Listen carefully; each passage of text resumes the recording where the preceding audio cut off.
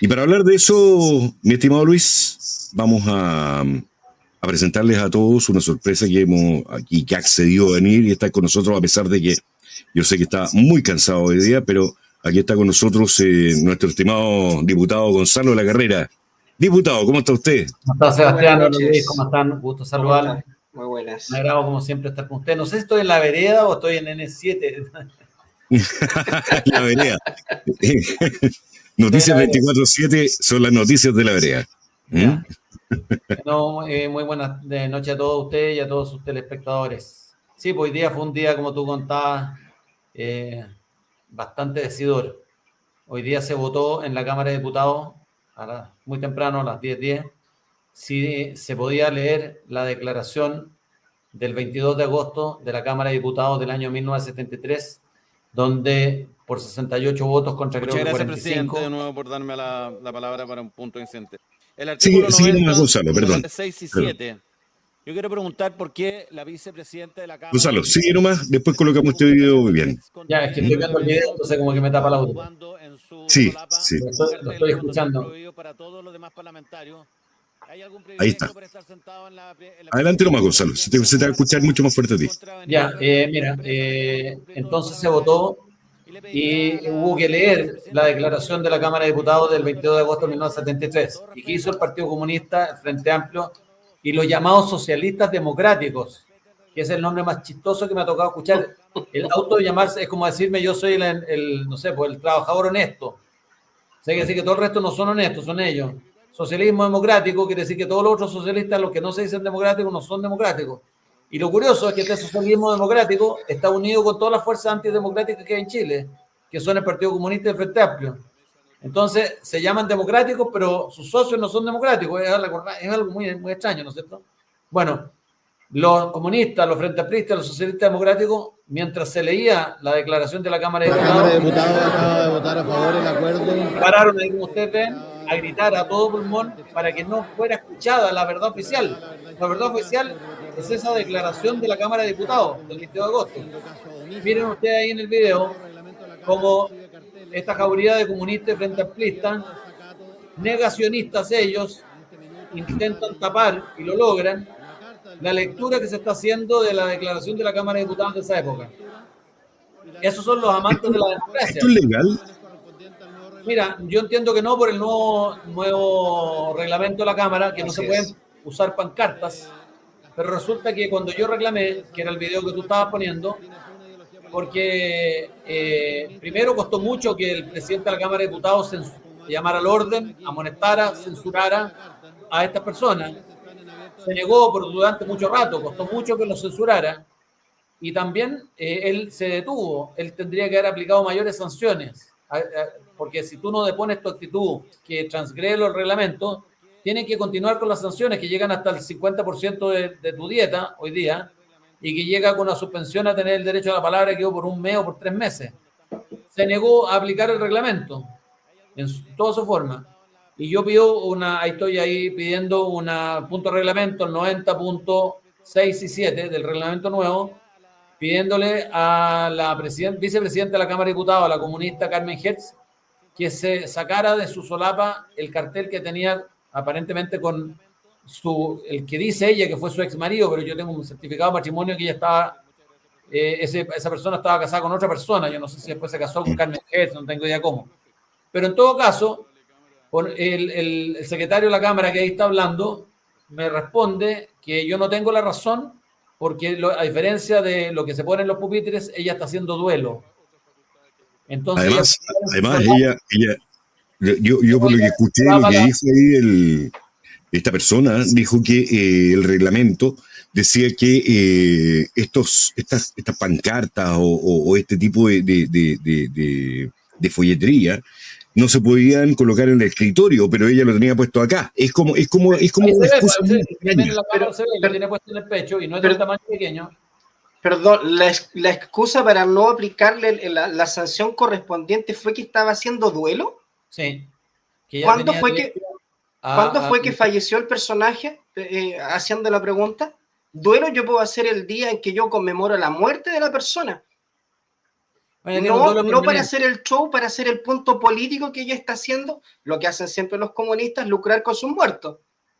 Exactamente, eso es lo que está ocurriendo y eso es lo que yo reclamo, pero resulta que el secretario general de la Cámara, a quien le tengo mucho aprecio, Miguel Landero, él dice que ella tiene una situación distinta a todos los demás parlamentarios, porque nosotros no podemos usar los pupitres, pero ella sí puede usar su solapa para expresar su duelo. Pero yo me pregunto, si yo me pusiera en mi solapa una foto gigante, tamaño más que carta, de algún, por ejemplo, un tío, abuelo mío, que fue asesinado durante la Unidad Popular en la Reforma Agraria por no entregar su campo, Raúl Vázquez Becker. Si yo me pusiera la foto de él en mi solapa, ¿me pasaría en la comisión de ética? ¿Estás seguro que sí? Obviamente.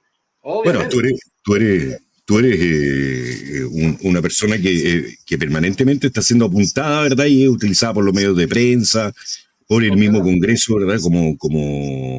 Como la persona que hay que atacar. Siempre, Gonzalo, es lo que hemos visto desde que entraste a la Cámara de Diputados. Por diferentes cosas, ¿verdad? Van tergiversando lo que pasa, no muestran tiros de cámara donde no se ve lo que realmente pasó, ¿verdad? Para poder demonizar actitudes, etcétera. Bueno, es un comportamiento muy de izquierda, de la izquierda marxista en general. El comportamiento gramsciano, pero mi mayor problema no es la izquierda, porque la izquierda hace su pega, y yo lo tenía presupuestado que así fuera, pero yo llegué al Congreso a hacer lo que les dije a mis electores que iba a hacer, que era defender la idea de libertad y que no iba a permitir que nos siguieran corriendo la cerca. Y eso es lo que trato de hacer permanentemente, y como la prensa, la mayoría, el 95%, por no decir el 99,9%, son de izquierda, tergiversan con los titulares, hacen citas de cosas que uno aparentemente dijo que no dijo. Por ejemplo, el otro día titularon Gonzalo de la Carrera explica su día de furia, entre comillas, como que tal cosa. Yo nunca expliqué ningún día de furia. Yo lo único que he dicho es que yo fui atacado por el vicepresidente de la testera de la Cámara de Diputados de esa época, y nadie reparó en ese hecho. Nadie reparó por qué el vicepresidente de la Cámara de Diputados tiene el derecho a subir a la testera y a pegarle 3 pechazos seguidos a un diputado. Yo sufrí lo que sufre una persona con un portonazo y reaccioné como reacciona una persona que tiene fracciones milimétricas de segundo para reaccionar. Yo me defendí. Otras personas arrancan, otros se tiran al suelo. Son todos comportamientos válidos. Pero yo apliqué mi legítima defensa. Y básicamente entonces a eso le llamaron el día de furia y de ahí le llaman que estés loco. Bueno, así es la izquierda, pero el mayor problema que tenemos nosotros son los buenistas que se dicen de centro derecha. Así es. Por ahí va. El silencio cómplice. Por ahí va el tiro. Son realmente nefastos porque ellos son los que te cancelan. Ellos son los que terminan por hacer el juego a la izquierda de cancelarte, de pedirte modales, de pedirte corrección, de pedirte... Son puras, ¿cómo se llama? Proyecciones de lo que ellos son en su vida privada, que nunca quedan mal con nadie, que nunca se la juegan, que nunca defienden ideas, pero que después se quejan. Y esas personas son las que te cancelan porque tú vas a una reunión social y te dicen ¿hasta cuándo pelea? ¿Hasta cuándo discute? Y uno les dice, pero si yo estoy defendiendo lo que a ti te interesa que se defienda, es que podrías hacerlo de otra forma. Y yo les contesto, mira, hay 150 parlamentarios que lo hacen de otra forma y no llegan a la esfera pública. ¿Te sirve alguien que no llega a la esfera pública? ¿Te sirve alguien que no influye? Bueno, ¿qué hace la izquierda? A los que influyen, a los que generan opinión, que somos pocos, a esos los ataca y los trata de destruir en su dignidad, les trata de destruir en su familia, les trata de destruir su imagen, les trata de destruir la honra. Eso lo hace permanentemente, pero yo ya sé cómo es este juego. Y a mí me duele mucho por mi familia, por mis hijos, por mi pareja. Me duele mucho porque sé que a ellos les duele mucho que a mí me ataquen. Y les duele a ellos dar explicaciones. Y la izquierda cuenta con eso. Pero cuando uno aplica, ¿no es cierto?, la receta de ellos, que es llamarlos negacionistas, eres misógino. Si tú discutes con una mujer y no le encuentras la razón, pasas a ser inmediatamente misógino. Entonces ahora, fíjate que yo puse un tuit cuando nombraron a la ministra de la Cultura, puse al Ministerio de la Cultura una actriz con tintes porno, al Ministerio de Educación un comunista, del discurso más de lo mismo, puro humo. ¿Cuál es lo malo? Si los progres son ellos, es decir, que esa escena que es pública, yo no publiqué ni retuiteé, porque yo la retuiteé desde el Twitter, la encontré ahí esa imagen. La imagen es de un programa de televisión que se exhibió por la señal abierta de televisión. No es una cosa privada de ella. Así es. Es No violó la intimidad del personaje. No violé la intimidad del personaje. Entonces me van a llevar a la comisión de ética por misógino y por lenguaje de odio. Dime tú, ¿cuál parte de mi tuit es lenguaje de odio? La ministra de la Cultura es una actriz con tintes porno. ¿Cuál es el lenguaje? Es solamente una descripción. No tiene más currículum que eso. Pero resulta que la centro derecha y la derecha se compra ese temor. Y uno llega al Congreso y dice, ¿pero por qué publicaste eso? ¿Pero por qué hiciste esto? Gonzalo, yo te quiero hacer una pregunta respecto a eso. Yo te quiero hacer una pregunta respecto a eso. Si quieres la respondes, si quieres no. Siempre respondo, nunca. ¿Por qué crees tú que la centro derecha, o mira, yo lo vamos a decir como lo decimos aquí en el canal, la derecha rancia, ¿verdad? Esa derecha que lleva 30 años instalada en el Congreso. La derecha gelatinosa. Sí. ¿Por qué crees tú que esa derecha guarda silencio o a veces y muchas veces se suma a la izquierda con este tipo de situaciones? Porque creen que con un discurso de izquierda presentándose por un partido con chapa de derecha, son capaces de ampliar su votación. Y porque apuestan a la falta de información del electorado. El error Piñera. El eslavinismo, ese eslavinismo que fue pinochetista de ultranza, que fue gallo de pelea cuando fue candidato la primera vez, que fue bacheletista lancista, y que después fue socialdemócrata, y capaz que termine siendo comunista. Esas personas le hacen un tremendo daño a la política. Los Longueiras, por ejemplo, que él dijo que el apruebo tenía que ganar por un 95% para destruir a los que queríamos rechazar la Constitución que iba a reemplazar a la de Jaime Guzmán, o sea, la de su padre fundador. O sea, fueron tan traidores con sus principios, con su mentor, que querían derrotar la Constitución hecha por Jaime Guzmán, donde él participó junto con 14 personas de alto nivel constitucional. Ellos querían destruir su propio legado. Fíjate tú lo extraño. Hoy día Evelyn Matei, la candidata a presidenta de la República de la UDI, está violando la declaración de principios de la UDI. Así es. Y a ellos les da lo mismo, con tal de lograr el poder engañan al electorado. Entonces mi respuesta es ¿por qué? Porque hay gente que cree que existe este centro político y que en la medida que apunten a ese centro político aumentan la masa de votación. Y yo creo algo totalmente contrario.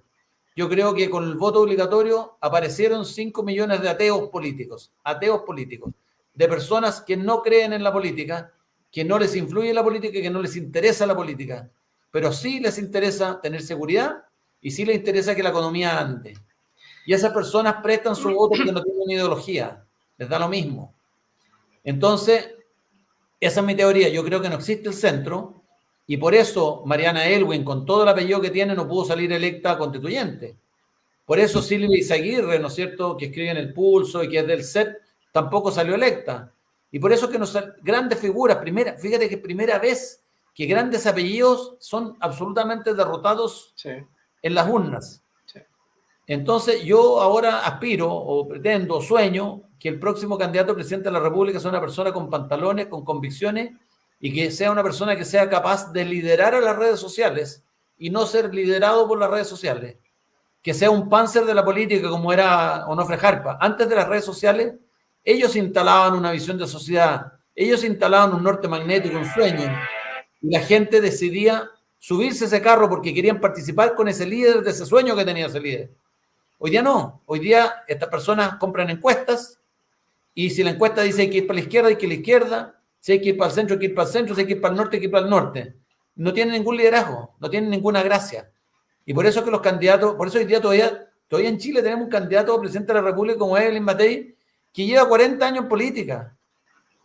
Si lo más cercano... Exactamente igual que Joaquín Lavín, como lo hizo Joaquín Lavín, va cambiando su postura política. Si es exactamente, si lo más cercano a Pinochet que puede haber es Fernando Matei, el padre de Evelyn Matei, y por lo tanto etariamente lo más cercano que hay es que las personas menores de 40, ninguno de ellos debiera votar por Evelyn Matei. Y Evelyn Matei es un camaleón que hoy día se va a vestir de feminista, mañana se va a subir arriba un tanque, pasado mañana se va a vestir de chilote. ¿Se acuerdan cuando Lavín se vestía de chilote, se iba no sé, se iba al sur, o se vestía de Aymara, se iba al norte, o se vestía de travesti, se iba a un lenocinio, no sé? Pero esas personas no tienen realmente liderazgo, tienen conocimiento público y tienen prensa, pero no son personas que tengan un norte magnético que vaya a llevar a Chile a un mejor derrotero. La verdad que siempre hay personas que están... la política chilena siempre ha adolecido del mismo problema. Siempre hay gente dispuesta a negociar con la cabeza del padre en una mano y de la madre en la otra. Siempre, siempre. Por lo tanto, estas personas que usted acaba de nombrar siempre están buscando no la aprobación de las personas que saben que votan por su sector político, sino que están buscando la aprobación del contrario para que el contrario les dé la venia, ¿ya? Y al momento de hacer eso, justamente están traicionando todo lo que son. Y provoca justamente este tipo de situaciones, que haya una gran cantidad de personas que ya se declaren completamente apolíticos, que detesten a la casta política con todo su corazón y que estén llamando a hacer aberraciones como por ejemplo las que escuchamos el otro día, gente que está llamando a votar nulo en todas las elecciones que vienen. Lo único que va a provocar aquello es, ¿qué cosa? Entregar en bandeja de plata a la gente que sí va a votar, porque basta con que voten el 10% de la gente de izquierda y de extrema izquierda para que ganen todas las elecciones y los demás se inhiben.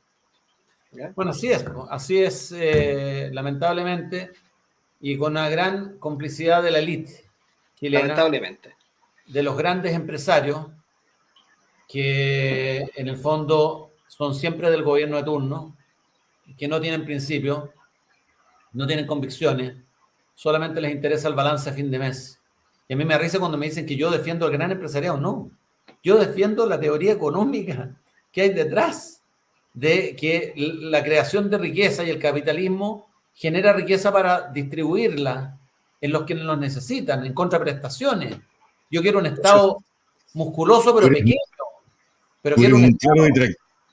Eres un claro detractor entonces de Gabriel Boric, que quiere derrocar el capitalismo. Bueno, Gabriel Boric en su primer discurso dijo que él iba a ser el sepulturero del capitalismo, le dio re mal con eso. Se le perdió la pala, parece. Se le perdió la pala y no es capaz de hacer el hoyo solo. Pero el capitalismo, en el fondo, es la única solución, es que la gente lo entiende como egoísta. Si efectivamente a las empresas chilenas y a las empresas extranjeras que vienen a Chile le da bien y generan utilidades, van a generar impuestos. Y si generan impuestos, el Estado genera recursos. Y si recibe recursos el Estado, los puede distribuir. Lo que pasa aquí es que quieren no generar riqueza, quieren acabar con el sector privado y por lo tanto que todo sea estatal. Fíjate que me pasó algo que me marcó mucho, pero mucho, me dolió mucho. Hace 2 semanas yo fui el único de 155 parlamentarios que votó en contra de una ley que permitiría que los estudiantes que no están adheridos a la gratuidad en el sector, en la universidad privada, puedan dejar de pagar sin expresión de causa y sin ninguna consecuencia. Es decir, puedan terminar sus ramos, puedan titularse. Imagínate lo que significa eso, la debacle que significaría para el sistema privado de salud. Fui el único que se atrevió a votar en contra, porque es mucho más popular salir a la calle y decir, oye, consume y no paga. Es mucho más popular decir, oye, yo sé que tú estás afectado por la inflación, yo sé que a ti te cuesta hoy día producir tu dinero o que tu pega está en juego y por lo tanto te vamos a abrir la puerta para que no pagues la universidad. Pero ¿cuáles son las consecuencias de eso? La consecuencia de que alguien pueda dejar de pagar en abril es que las universidades en marzo te digan, págueme el año anticipado. No vaya a hacer cosas que usted se me ponga frescolina en la mitad del camino, en la mitad del año. ¿Y quién puede pagar anticipado? Los ricos, ¿no? ¿Qué hace la gran clase media chilena que aspira a una universidad privada? ¿Y qué es lo segundo que pasa? Que como aumenta la tasa de morosidad, entonces le van a subir el arancel a los que pagan. Así es. Súper injusto. Y tercero, la universidad se financia. Porque lo que se les olvida a estos parlamentarios, que la mayoría nunca ha trabajado en el sector privado, es que la universidad necesita un flujo de caja, mes a mes. ¿Para qué? Para pagarle a los profesores, para pagar investigación, para pagar a sus jornales, a su aseo, limpieza, para pagar costos fijos, electricidad, ¿no es cierto?, calefacción, para pagar contribuciones. Y se les olvida que si dejamos sin flujo caja las universidades, entonces las universidades, ¿cómo viven? Pero fui el único, Sebastián, aunque mires con esa cara perdida, fui el único que me atreví a ir en contra de lo que sería popular. A veces defender lo correcto es muy impopular. ¿Qué cree que le diga? Lo popular sale muy caro. Eso es lo que hay que entender y lo que no quiere entender el mundo político. Y para no quitarte más tiempo, Gonzalo, porque yo sé que estás agotado hoy día. No, está bien. A ver, una pregunta clave.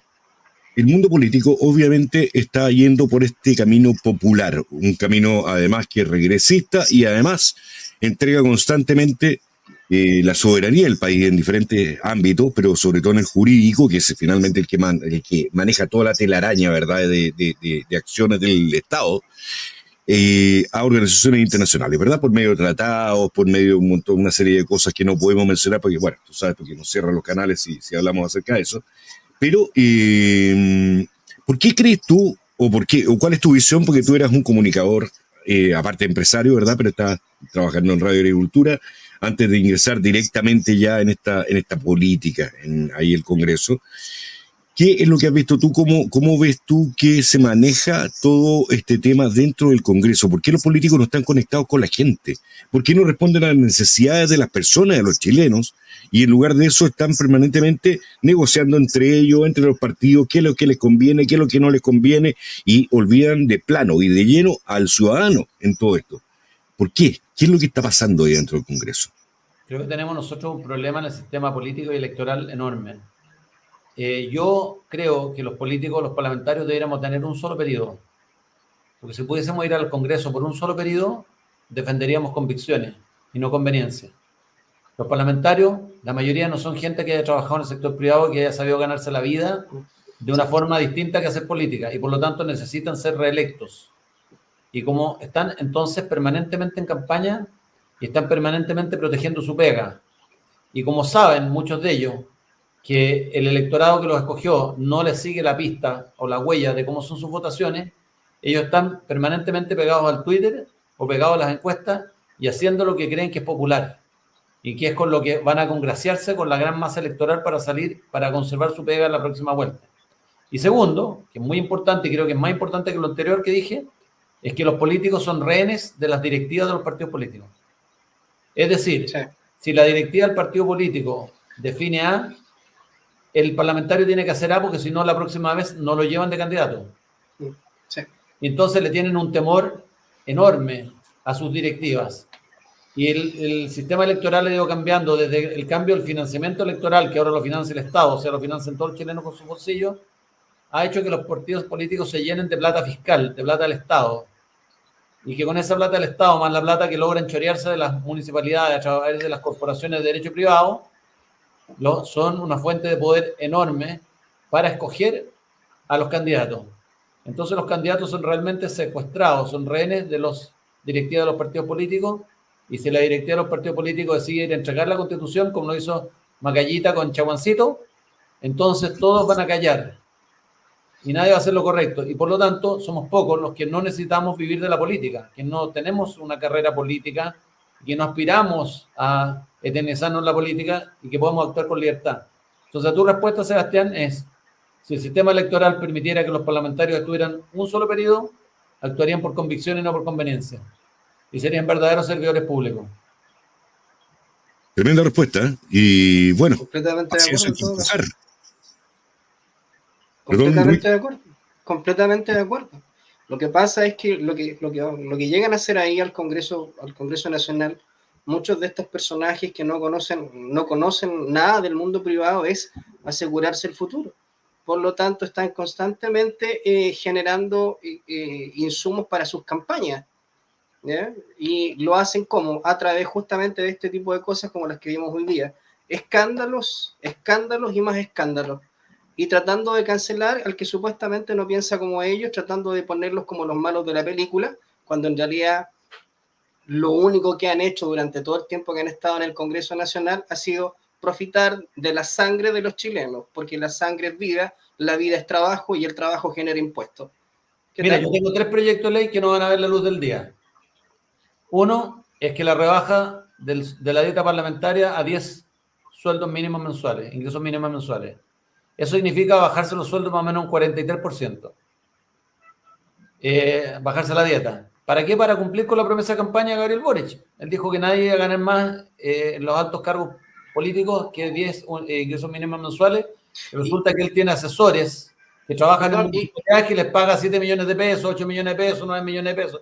Y así nos roban a los chilenos. Perdón, y ojo que ese proyecto tendría un coletazo. Si ellos quieren subirse el sueldo, tendrían que subir el sueldo mínimo, el ingreso mínimo. Exactamente. Segundo proyecto que no va a ver la luz del día nunca, es que toda corporación de derecho privado que reciba recursos públicos fiscales pueda ser fiscalizado por Contraloría y por el Parlamento. No me lo van a poner en tabla jamás. ¿Por qué? Porque resulta que en todas las municipalidades la corrupción es transversal. El choreo es transversal. Y ustedes han visto lo que ocurrió después de mi campaña, cuando yo destapé lo que ocurrió con Lavín de Las Condes, que la pelea que tienen los concejales hoy día con la alcaldesa es de proporciones monumentales. Una vez yo dije que yo estimaba que el choreo era de 7.000 millones de pesos anuales. Sergio Menlec me dijo, ¿sabéis qué? No te creía. Y ahora que llevo un año y medio al consejo, creo que te quedaste corto. Y entonces, por lo tanto, si las corporaciones de derecho privado pudiesen ser fiscalizables, no habría más choreo. Pero no lo van a poner en tabla. Y bueno, el tercero es el proyecto que realmente soluciona el tema de la salud privada, que es un proyecto que yo vengo empujando desde que fui presidente de Colmena, de fijarle las utilidades a las ISAPRES. ¿Por qué? Porque la ISAPRE es una industria regulada y obligatoria. Nadie puede decidir no cotizar. Y por lo tanto, creo que deben tener una rentabilidad acorde al trabajo que hacen, pero no sobrenormal. Y yo propongo que las utilidades de la ISAPRES se topen en un 3% de los ingresos por cotizaciones, pero que durante los años que se demoren en pagar esta deuda inventada por la Corte Suprema de 1.400 millones de dólares, solamente pueden retirar el 1%. Es decir, si tú ganas 3, 2 van para pagar tu deuda subordinada, como era la deuda de los bancos, y hasta que tú no termines de pagar la deuda de los afiliados, tu utilidad solamente va a ser un 1%. Y eso resolvería la judicialización, porque si las ISAPRES suben los precios y la utilidad que obtienen es más que 3, tendrían que devolverle a los afiliados el exceso. No, entonces no habría una necesidad, un estímulo para que las ISAPRES quisieran subir sus precios en más de lo necesario que la rentabilidad permitía, porque tendrían que devolverla. Y lo otro que dice el proyecto de ley es que tendría que acabarse la integración vertical entre clínica e ISAPRE. Es decir, que un dueño de ISAPRE no puede ser dueño de una clínica y viceversa. ¿Por qué? Porque como la clínica no es controlada, la clínica es un generador de gasto y la ISAPRE es un pagador de cuentas. Entonces, si la clínica quiere obtener mayor rentabilidad, su incentivo es a subir sus precios. Claro. Y la ISAPRE no tiene cómo no defenderse de esta alza de precios, tiene que pagar las cuentas. Y por lo tanto, si las ISAPRES no estuvieran ligadas a las clínicas, tendrían poder negociador. Podrían irse a la clínica Las Condes y decirle, mire señor, si usted me sube el precio de sus servicios, por ejemplo, de los partos o de las operaciones de cadera el próximo año, yo me llevo toda mi clientela que le tengo aquí, me la llevo para la clínica al lado. Me la llevo a la Universidad de los Andes, por ejemplo. O la Indisa uno podría decirle a la Indisa, si usted me sube los precios, más allá de lo que yo estoy dispuesto a tolerar, porque no me aguantan subir los precios, yo me voy a cambiar a la Universidad Católica Marcoleta o a Cristus. ¿Se fijan? Habría un contrapeso. Pero hoy día las ISAPRES, al ser las clínicas dueñas de la ISAPRE, los holdings dueños, el incentivo es alechar la vaca a través de la clínica. Y eso es lo que llevó a este descalabro. Tampoco va en la luz ese proyecto. ¿Y por qué no ven la luz los proyectos de ley? Porque los presidentes de comisiones son verdaderos reyesuelos. Ahí se rompe la democracia en el Congreso. El presidente de la comisión es el que decide qué proyectos ponen tabla y qué proyectos no ponen tabla. Eso debiera ser modificado eso, ¿no, Gonzalo? Por supuesto que debería ser modificado, porque él tiene un poder que no tienen los demás parlamentarios. Yo podría haber salido con 10 veces la votación de un presidente de una comisión y él decide qué proyectos poner en ley. Por eso yo logré sacar a Manucheri del Partido Socialista. En una de las elecciones por la mesa, yo condicioné mi voto a que sacaran a Manucheri. Manucheri solo ponía proyectos que eran de él o que él copatrocinaba. Nunca iba a poner un proyecto mío en tabla. ahora por fin pasé un proyecto de ley, uno, es muy difícil pasar un proyecto de ley. Bueno, No, increíble, son increíble tan eso. pocas las alegrías que festéjelo. Oiga, estaba pensando Sí. en lo que estaba diciendo usted respecto al tema de las clínicas y de las ISAPRES. Es más o menos similar, y nos vamos a meter en otro tema, es más o menos similar a lo que ocurrió cuando levantaron la prohibición de que las compañías de seguro intervinieran en las AFP. ¿Eh? Porque justamente allí es donde empezó la debacle del temita. Las compañías aseguradoras, cuando se hicieron con el control de las AFP, empezó toda esta martingala que no le gusta a la gente. Pero mira, no han resuelto ser algo muy ridículo, quitándole la plata a las AFP, o sea, haciendo retiros. Las AFP no dejan de ganar un peso menos. Las AFP No. cobran por la cotización del próximo mes, Así no por el es. saldo acumulado. Sí. Entonces, lo único que han hecho aquí es pura tontera, porque si hay alguien que no se ha perjudicado en todo este camino, es la AFP, y no tendrían por qué perjudicarse tampoco, porque creo que hacen un tremendo trabajo rentabilizando las inversiones de los chilenos. Pero si así fuese el caso, el problema aquí siempre ha sido el regulador, tanto con la ISAPRES como con la AFP. Siempre. Si las expectativas de vida subieron 15 años, antes uno jubilaba y tenía que financiar 14 años de sobrevida. Ahora tiene que financiar 28 años de sobrevida. El regulador, viendo eso, debió, los gobiernos de turno de Bachelet y de Piñera, haber subido la edad de jubilación y haber subido la tasa de cotización. No lo hicieron porque políticamente, ¿qué iba a decir la gente? Entonces, no nos votan más. Exactamente. Entonces, el problema no es de las AFP. No. El problema es del regulador que no tomó en cuenta que las sobrevida que estamos experimentando con el aumento de la calidad de vida nos lleva a vivir más tiempo y por lo tanto tenemos que financiar más años con la misma cantidad de años de trabajo. Y eso no existe, sino cae el dinero del cielo. Y ahora viene la política del choreo. Ahora las dos reformas que están es cómo le choreamos los fondos de pensiones a los chilenos y cómo le metemos la mano en los bolsillos los 3.000 millones de dólares que cotizan la gente que está en ISAPRE. Si aquí lo que quieren es robarse la plata, no generar mejores contraprestaciones para la gente. Si FONASA no va a mejorar nada, al contrario, va a empeorar cuando quiebren las ISAPRE, si es que quiebran. No, sí, es terrible. Así como van, claro, es muy probable que pase. Y segundo, respecto a la plata de la AFP, efectivamente, directamente, ¿para qué quieren la plata? Si ya han demostrado que por medio de las fundaciones se la llevan. Son las llaves abiertas, ¿verdad?, para sacar la plata al Estado. Y no solamente las fundaciones. Mi proyecto de ley de que todo dinero fiscal que entre a una corporación de derecho privado o a una fundación no ocurrió, no lo hice ahora, viendo lo que está sucediendo. Lo presenté hace 3-4 meses. Lo presenté a raíz de mi experiencia como candidato a alcalde en Las Condes. Pero no se logra un apoyo transversal para que los proyectos se suban a las mesas y se voten porque afecta los intereses de los partidos políticos. Pero son proyectos, Gonzalo, anticorrupción en la práctica, ¿cierto? Lo que tú estás planteando es un proyecto anticorrupción. Y cuando se habla de anticorrupción, ¿qué podemos hacer nosotros, los ciudadanos? Y aquí te estoy preguntando cómo podemos apoyar este tipo de iniciativas para que efectivamente en el Congreso comiencen a trabajar en el tema de la corrupción, porque de verdad los chilenos hoy día han perdido el respeto por los políticos, precisamente porque son parte de toda esta maquinaria, algunos por participar y otros por directamente silenciar, que es tan grave como participar. Así es, muy difícil con el sistema político que tenemos, por eso que te decía que una solución sería, si se resolviera el sistema político, que cada parlamentario pudiera tener un solo ejercicio. Porque no tendría incentivo él para permanecer en el cargo y por lo tanto para ayudar a aceitar la máquina que tiene montado el partido político. Y habría constante renovación, no habrían estas dinastías que se hacen del poder por año y que después tejen redes dentro del Estado con cargos para los amigos. Aun cuando cambie el gobierno siguen apetutados los parientes. Entonces, el sistema político necesita una reforma y también el sistema procesal penal, por Dios.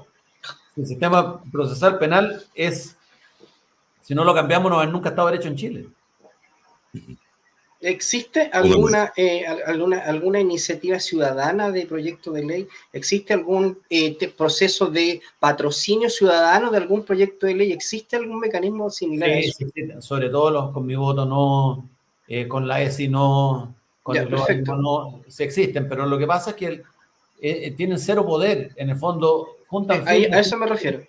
Juntan firma y juntan firma, pero Al final, el poder está o en el Ejecutivo o en la Cámara o en el Congreso. Y ahí lo que importa son los intereses particulares de los parlamentarios y de la trenza que tengan armado. Entonces, por eso es que yo incomodo a la mayoría de los parlamentarios. Yo no fui al Congreso para ser el mejor amigo o ser escogido como el mejor compañero.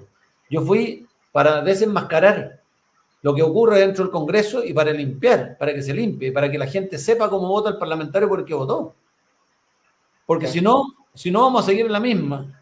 Y en el fondo fue como un testimonio, decir, mire, aquí hay una persona que trabajó 40 años en el sector privado y que le va a dedicar algunos años de su vida al sector público, pero con experiencia, no como estos cabros que no saben nada.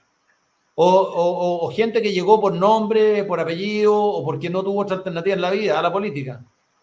Pero resulta que cuesta mucho que alguien entregue la posibilidad de dejar su costo de oportunidad, que yo estaría ganando mucho más plata fuera del Congreso que en el Congreso. Y te pasando menos rabia. Entonces este testimonio, de repente la gente que me quiere me dice, ¿para qué quieres dar ese testimonio? ¿Tú crees que vaya a cambiar el mundo una sola persona? ¿Qué te crees, Gandhi? No. Y en verdad tienen razón, entonces uno está en permanente reflexión. ¿Sigo o no sigo en esta cuestión? Bueno, aquí es donde nosotros hacemos permanentemente el llamado, ¿eh? Nosotros estamos de acuerdo que gran parte del mundo político, de los políticos que están en el Congreso, los partidos políticos, son personas que efectivamente no merecen misericordia por parte de la ciudadanía porque no se han portado bien con Chile. Y lo vemos con los procesos constituyentes, lo vemos con este tema de la ONU, ¿verdad? Lo vemos con no defender al chileno, por todos lados, en temas económicos hoy día también, ¿verdad? Pero hay parlamentarios, como desde mi punto de vista personal, por lo menos Gonzalo Lacarrera, que han dado la pelea y esos parlamentarios necesitan el apoyo de la gente para que esos parlamentarios sepan que cuentan con un respaldo ciudadano que está con ellos, tal como lo están diciendo en todo caso Gonzalo en el chat desde que apareciste en pantalla aquí en este programa, que nadie se lo esperaba. Y están, bueno, de hecho, incluso están preguntando si tú te presentarías en el futuro o has pensado en algún momento presentarte para la presidencia de la República. No, si mira, si no tengo ni partido político. ¿La locura no llega tanto, perdón? La locura no llega tanto. No, yo creo que hay otras personas que quieren, lo anhelan mucho más que yo, lo desean mucho más que yo, que lo hagan ellos. Sí, obviamente, pero a ver, ya que entramos en ese punto, no te voy a preguntar quiénes lo anhelan, porque lo sabemos, ¿cierto? Entonces se están candidateando permanentemente. Pero de ellos o de quienes no han aparecido todavía en la brújula política, ¿por quién te inclinarías? Pucha, yo la Tere Marinovich hubiese querido continuar en la política, me hubiese encantado, creo que tiene los conocimientos, tiene los pantalones, es brillante, uno sabe que tiene una sola línea, que lo que está diciendo lo va a cumplir o lo va a intentar cumplir. Tiene siempre su discurso, siempre. Las personas que son consecuentes, Sí. que no van cambiando según como vaya cambiando el termostato de la opinión pública. Y creo que tiene que ser una persona con una fuerza, un liderazgo y unas competencias enormes el que sea el próximo presidente, que domine temas que ahora nos fuimos a los otros extremos. Si aquí esta persona no tiene cuarto medio, no tiene nada más. Boric nunca trabajó y todo su equipo. Yo que estoy con los ministros permanentemente en el Congreso me dan pena. Son gente realmente muy poco preparada. Pena no deberán darle, todo lo contrario. No, porque ellos no sienten pena por provocar todo lo que provocan. Sí, exactamente. Bueno, yo tampoco tengo mucha misericordia con ellos, con las preguntas que lo hago y cómo los arrincono. Y a mí el único que es fabuloso ver cuando los detiene allí contra las cuerdas, ¿sí? Está bien. Este fue el entrenamiento directo al grano en Radio Agricultura. Pero mira, el ministro Marcel, por ejemplo, es el ministro más preparado que hubo acá. Fue presidente del Banco Central. Pero es un marxista y es un mentiroso. Sí. Él permanentemente usa su capital político para engañar. Ahora hizo una declaración que vieron que era posible ser menos pobre no creciendo. O sea, una persona que tiene esa formación académica no puede mandarse una frase de ese tipo. No la dije textual, pero la otra vez dijo que, por ejemplo, el bono de invierno 120.000 pesos no genera inflación. Pero si todos los que hemos estudiado economía sabemos que si le agregamos más masa monetaria al mercado, se genera inflación. Si no cambia la cantidad de bienes en la economía, se agrega más dinero, se genera por ende inflación. Entonces yo tuve que ir al Ministerio de Hacienda y decir, ministro, mire, tengo un problema, hice el retiro de la AFP y me dieron este billete y recibí el bono 120 y recibí este billete. Como usted dice que uno no genera inflación, entonces gasto ¿y qué pasa si los mezclo en el bolsillo? Y si los confundo, ¿cómo sé cuál va a generar inflación y cuál no? Son deshonestos intelectualmente. Totalmente. Y engañan a la gente con este tipo de cosas y la gente hoy día está sufriendo la inflación. Y Marcel está proponiendo una reforma tributaria que asfixia todas las formas de ahorro que tienen los individuos para subsistir y para su vejez. Si usted ahorra en el mercado de capitales, impuesto. Si usted ahorra en un DFL2, impuesto. Si usted arrienda su propiedad y vive con sus hijos, impuesto. O sea, en el fondo, ¿qué incentivo tiene la persona para generar el círculo virtuoso del crecimiento que genera ahorro y que ahorro genera inversión y reinversión? Nada. Entonces, él, que es una persona que es docta en economía, está asfixiando el fin último para el cual uno se saca la cresta toda la vida. Es ahorrar para tener una vejez tranquila. Y en el fondo se mete el Estado de socio. Piñera hizo lo mismo. Y lo mismo hizo Bachelet. Cuando uno ha pagado contribuciones toda la vida, que era un impuesto transitorio, por un bien raíz, y después le dicen que si uno vende la casa y tiene un superávit, generó una utilidad que supere, creo que son 8.000 UF, o 8.000 UF, entonces el Estado se va a quedar con un 10% de la plusvalía. O sea, si usted es un taxista, señor, y usted con mucho esfuerzo se compró en San Bernardo una parcelita y construyeron una carretera al lado de esa parcelita y su parcelita le permitió a usted ganar mucha plata en plusvalía, va a tener que compartirla con el Estado. Yo, si a mí me preguntan qué haría yo, qué le aconsejaría yo a un presidente, primero el Estado de Derecho, lo primero. En los primeros 100 días tiene que restablecer el Estado de Derecho. Y segundo, un mega plan. ¿Ustedes se acuerdan que los ministros de Obras Públicas eran el futuro candidato a presidente de la República? Sí. ¿Alguien sabe cómo se llama el ministro de Obras Públicas de este gobierno? Una chasconcita simpática. Pero si esa chasconcita simpática debiera exigirle al presidente Boric un plan de mega inversión de 100.000 millones de dólares al menos, o sea, un poco más que el Producto Interno Bruto de Chile. Sí. ¿Para qué? Para que lleguen capitales de todo el mundo a invertir en carreteras, en hospitales, en escuelas, en infraestructura, en pavimentación, en lo que sea, para generar empleo, generar dinamismo y generar oportunidades. Pero no, han hecho una pura concesión, porque ellos están en contra de que el sector privado haga algo. Fíjense que el litio lo quieren explotar a través de Codelco, y Codelco lo tienen quebrado en menos de un año. Y Codelco lleva explorando el salar de Maricunga desde el 2016. Codelco, la empresa más grande de Chile, que fue la más grande de Chile, explora para sacar litio el salar de Maricunga desde el 2016 y no han sacado un gramo de litio. Y se lo quieren entregar a ellos. Entonces, todo mal, está todo mal. Y yo espero sinceramente que la persona que llegue a ser presidente de la República en la próxima vuelta sea honesto intelectualmente. Sea una persona que... Que tenga el coraje para poder enfrentar todo lo que tú has estado denunciando hoy día y que te toca a ti enfrentar todos los días ahí en el Congreso, Gonzalo. Sí, así es. Oye, bueno, te quiero agradecer muchísimo, Gonzalo, la carrera que hayas estado. Y no sé, ¿qué mensaje le enviaría a los chilenos? A los chilenos hoy día, de cara, venimos con un plebiscito a fin de año, el 17 de diciembre. Tenemos elecciones de concejales y alcaldes el año 2024. Tenemos elecciones presidenciales, diputados y senadores, ¿cierto? También el 2025. Hay gente llamando a votar nulo las elecciones. Hay gente yo llamaría a votar rechazo. ¿Y por qué lo hago sin conocer el texto? Porque creo que este proceso es absolutamente antidemocrático y creo que donde participe el Frente Amplio y el Partido Comunista en una negociación no puede parir una constitución mejor que la de Lagos. Y enfatizo la constitución de Lagos, no es la constitución de Pinochet. Creo que el trabajo que hagan estos constituyentes tenga que ser sometido primero a la comité de expertos, a esas 14 personas que nadie eligió, que fueron asignadas a dedo, es antidemocrático. Porque ellos tienen que ser el juez y filtro de lo que haga esta constituyente. todos los constituyentes fueron democráticamente electos, pero los expertos fueron designados. Y los constituyentes democráticamente electos tienen que llevarle una bandejita y decirle a los designados, nombrados a dedo, oiga, ¿me aprueba esta constituyente para poder someterla a plebiscito? Eso lo encuentro espurio, encuentro que viola la regla de la democracia y encuentro que le devuelve un poder ilimitado a un grupo de personas que nadie escogió.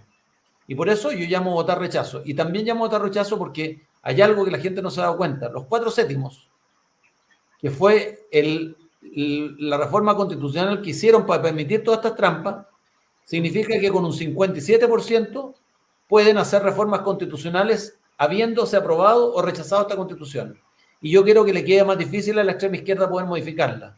Por eso llamo a votar rechazo, porque sea cual sea el resultado de este plebiscito, el próximo año, a través del mecanismo de los 4/7, en el Parlamento van a estar pasando reformas constitucionales permanentemente para mover el cerco hacia la extrema izquierda, para quitarte la libertad de educar a tus hijos, para quitarte la libertad de disponer de tus ahorros previsionales, para quitarte la libertad de escoger educación, para generar la idea de la igualdad sustantiva, para transformar a Chile en un Estado social y democrático de derecho que nadie sabe cómo se va a interpretar el día de mañana.